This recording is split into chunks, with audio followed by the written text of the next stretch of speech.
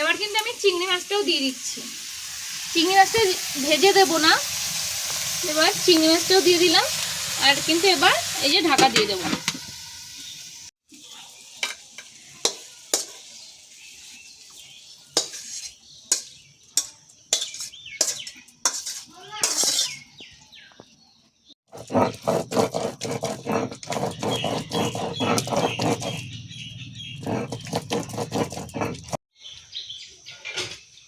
নমস্কার বন্ধুরা, আমি মনীষা আর মনীষার রান্নাঘরে তোমাদেরকে অনেক অনেক অনেক স্বাগত। আজও চলে আসলাম নতুন একটা রেসিপি নিয়ে। তো চলো, আজকে বানাবো হলো পটল বাটা করব। তো এখানে আমি 9 থেকে 10টা পটল নিয়ে নিয়েছি, আর সেই পটলগুলোকে এখন ভালোভাবে ছাড়িয়ে কেটে নেব। তো চলো, তোমরা রেসিপিটা দেখতে থাকো, অবশ্যই ভালো লাগবে। এখন কিন্তু পটলটা কেটে নেব। পটলের শুধু খোসাও বাটা করা যায়, কিন্তু আজকে কিন্তু আমি পুরো পটলটাই, গোটা পটলটাই বাটা করব। তো প্রথমে হালকা হালকা করে খোসা ছাড়িয়ে নিচ্ছি, ছাড়িয়ে নিয়ে তারপরে কেটে নেব। হালকা হালকা করে খোসা ছাড়িয়ে নিচ্ছি, এরকমভাবে অল্প অল্প খোসা রাখবো, আর বাকিটুকু কিন্তু খোসা কেটে দেবো। আর এরকমভাবে গোল গোল করে নেব।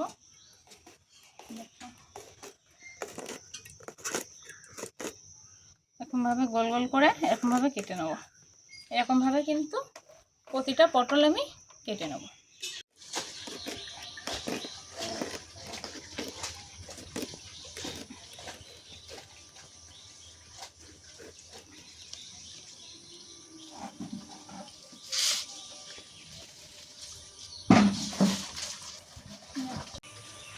দেখো, পটলগুলো কাটা হয়ে গেছে। এবার পটলগুলো ধুয়ে নেবো, তারপর মরণটাও ধরে হয়ে গেছে। এবার কিন্তু কড়াইয়ের মধ্যে আমি তেল দিয়ে দিলাম। কড়াইয়ের মধ্যে সর্ষের তেল দিয়ে দিলাম, আর তেলটা গরম হয়েছে। আর আমি এখানে 3টে শুকনো লঙ্কা দিয়ে দিলাম। বেশি শুকনো লঙ্কা দেবো না, এই যে প্রচণ্ড গরম পড়ছে। আর যারা পুরোটাই শুকনো লঙ্কা দিয়ে করতে চাও, শুকনো লঙ্কা ভেজে নিতে পারো, আমি কাঁচা লঙ্কাও দেবো। এবার কিন্তু আমি পটলগুলো দিয়ে দিচ্ছি।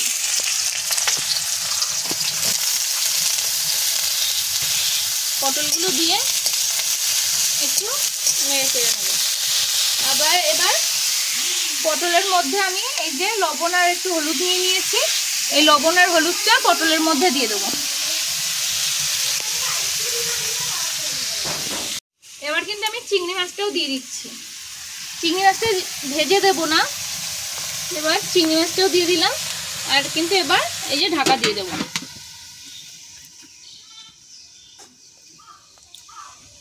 ঢাকনাটা তুললাম, তুলে একটু নেড়ে ছেড়ে দেবো।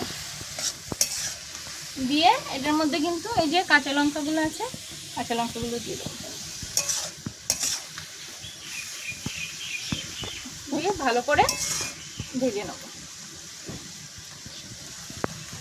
দিয়ে আবারও ঢাকা দিয়ে দিলাম। আবারও ঢাকাটা তুলে দিলাম।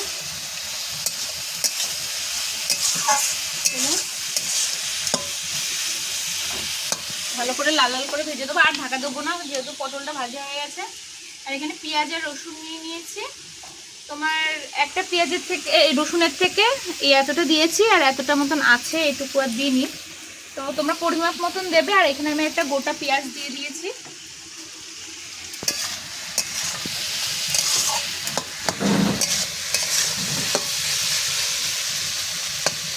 এবার এটা ভেজে নেব।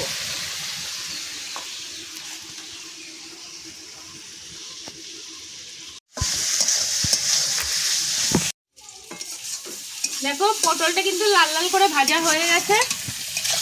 এবার কিন্তু পটলটা নামিয়ে নেব, নামিয়ে সোজা শিলের উপরে।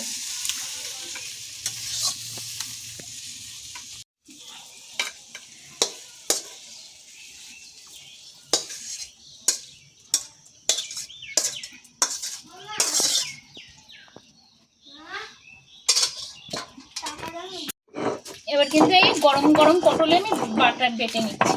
একটু ঠান্ডা হলেও হয়তো, যেহেতু সব এখন খাবে, এই জন্য গরম গরমই পটলটা তাড়াতাড়ি বেটে নিচ্ছি। এই দিয়ে কিন্তু এক থালা ভাত খাওয়া হয়ে যায় সকালে, এত সুন্দর লাগে দেখো।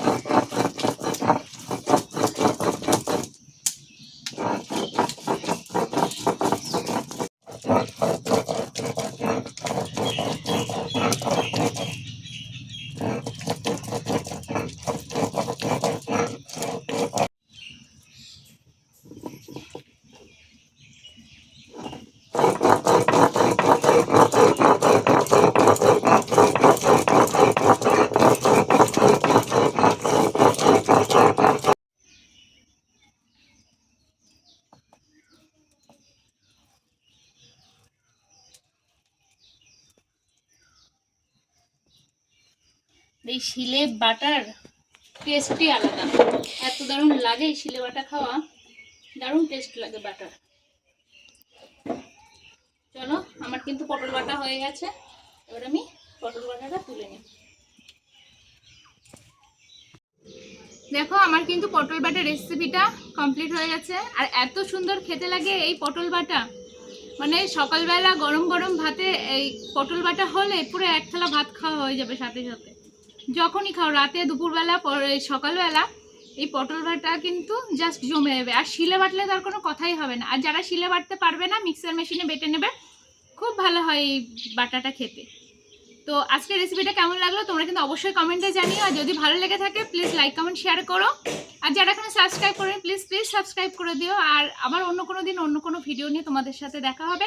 ততক্ষণে তোমরা সুস্থ থেকো, ভালো থেকো। টাটা সবাইকে।